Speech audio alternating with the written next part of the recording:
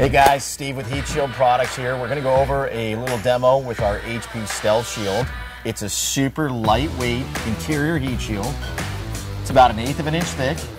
It will fit under carpet, above a headliner, through solar heat coming down.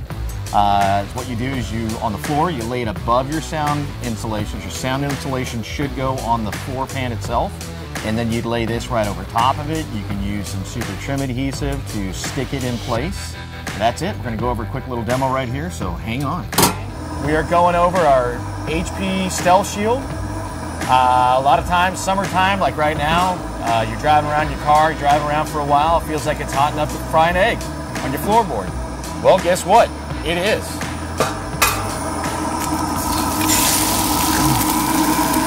Stealth Shield goes right on the floorboard or above your sound insulation. And you're going to feel some heat coming through here, but it's a fraction of what it is, and it definitely won't cook an egg.